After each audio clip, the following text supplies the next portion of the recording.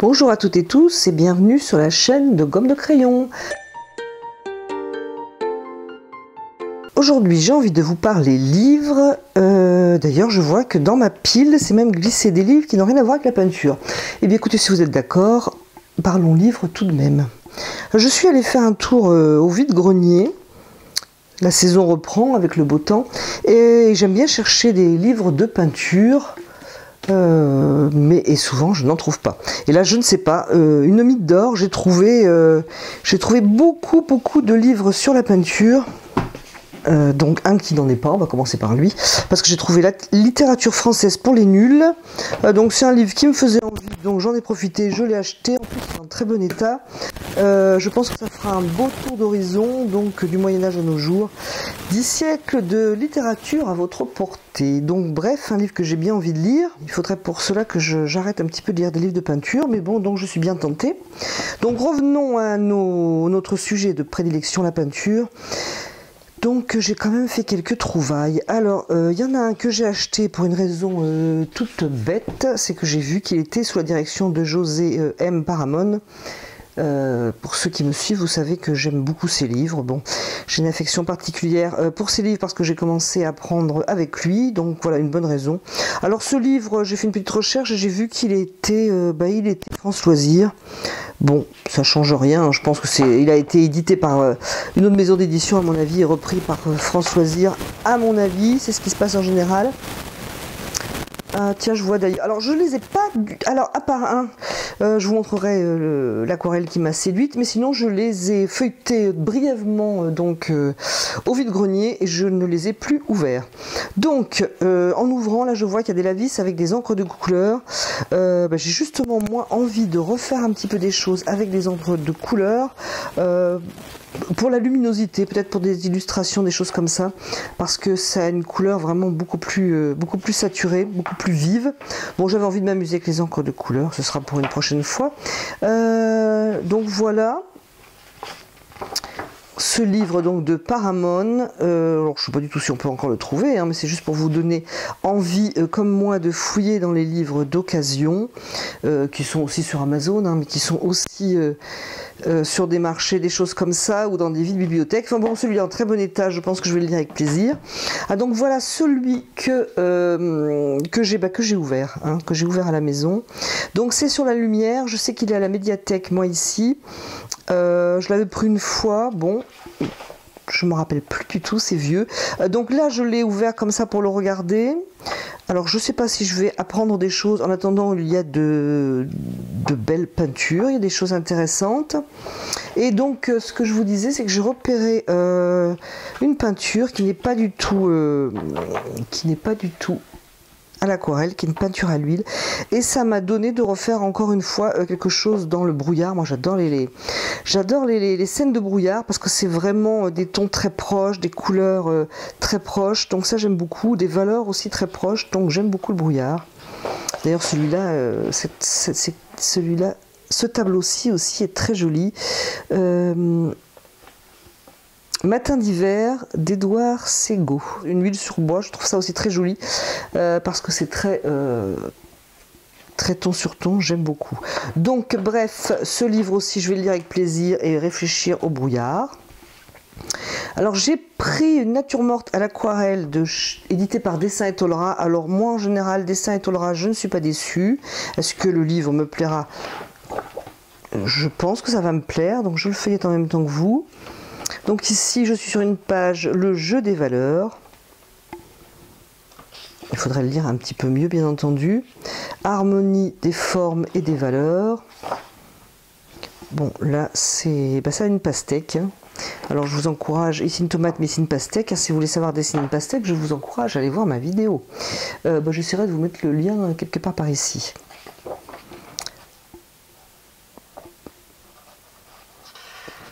Là je vois, ils appellent ça interprétation. Alors moi j'aime pas du tout par contre sur des formes rondes, ça c'est quelque chose qui ne me plaît absolument pas, je trouve que ça fait déco et que ça ne fait pas du tout artistique. Bon c'est une autre histoire, donc j'ai pris celui-là. J'ai pris Introduction à l'aquarelle Ray Smith, je crois que j'en ai un autre, il me semble même que je vous en avais parlé. Donc je l'ai pris, alors qu'est-ce qu'il y a dedans? Je ne sais pas trop. Dessiner le sujet. D'ailleurs, il nous parle de plumes ici, de crayons, composer un tableau, bon, préparation du papier.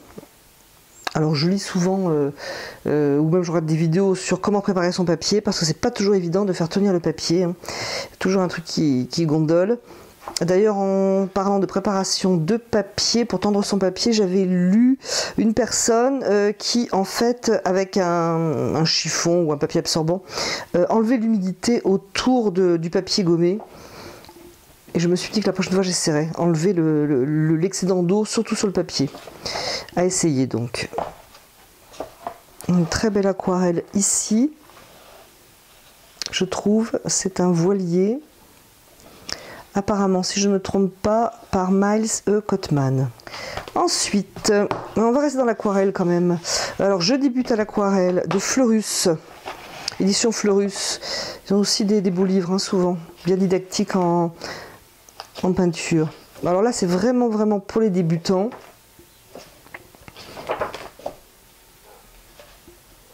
Alors, je trouve moins... Alors, les croquis, oui, c'est pas mal. Personnage, c'est intéressant.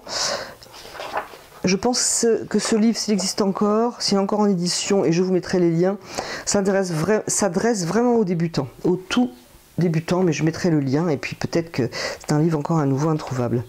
Alors, toujours dans l'aquarelle, j'ai un livre de... je ne sais pas trop comment ça se prononce, Ewa Kapinska, hein, je crois qu'on est beaucoup à la connaître, qui s'appelle Le souffle de l'eau. Alors j'aime ces aquarelles, bien que je trouve qu'à force de le regarder, et j'avoue qu'elle me lasse un peu, j'ai regardé ce livre, ben, j'avoue franchement, je l'ai regardé quand j'étais au vide-grenier, je l'ai pris quand même, mais j'avoue que je n'aime pas du tout.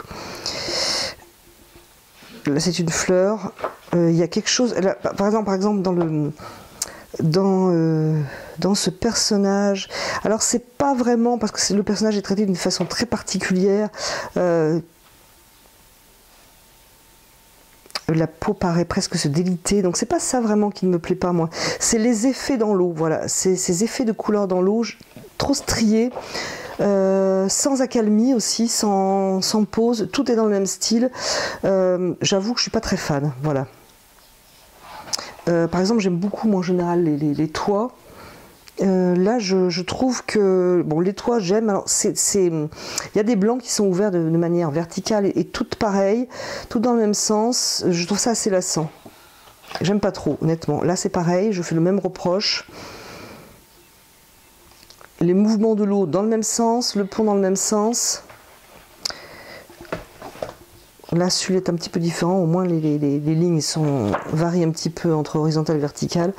Donc je l'ai pris comme ça, parce que j'avais envie de le regarder tranquillement, mais voilà, je suis pas trop séduite. Hein. Pas trop séduite. Bon, là j'aime un peu plus, je trouve que c'est plus varié, dans la même toile. Hein.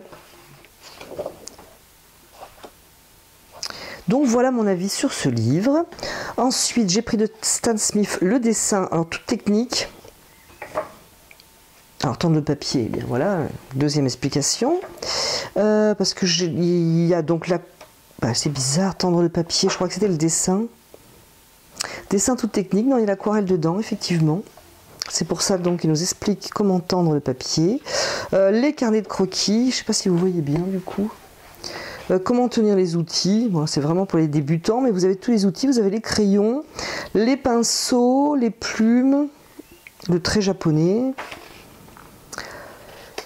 Donc vous avez des études pour apprendre et l'éducation du regard, donc études d'un profil, etc.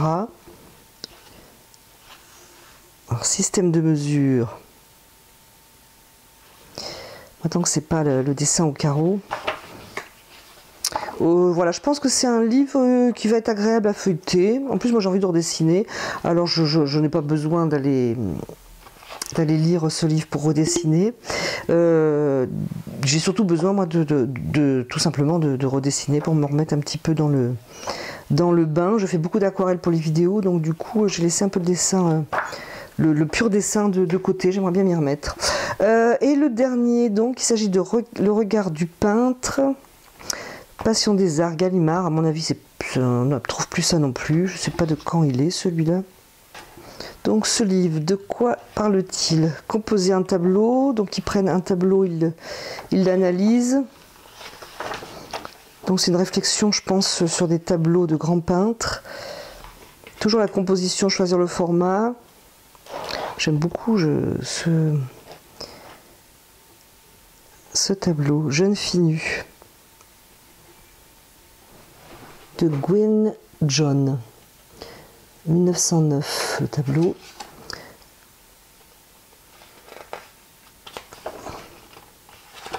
Donc il y a des analyses de tableaux. Donc je pense, voilà, une analyse de tableau en fait.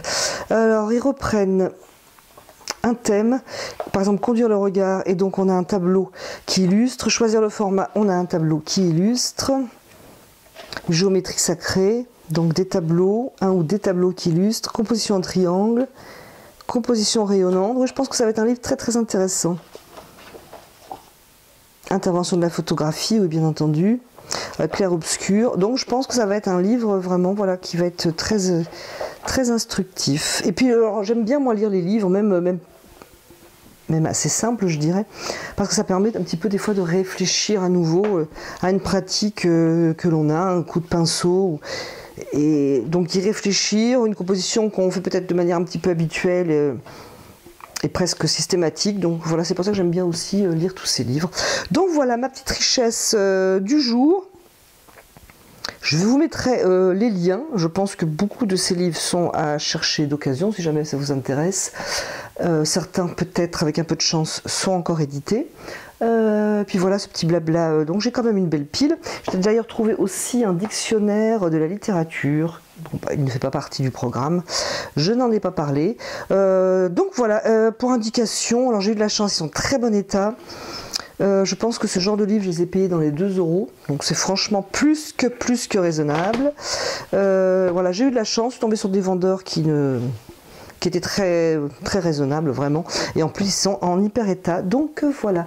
J'espère que ce petit tour de mes acquisitions livres vous aura intéressé. Eh bien, je vous remercie d'avoir regardé, écouté cette vidéo. Et je vous dis à bientôt sur la chaîne de Gomme de Crayon.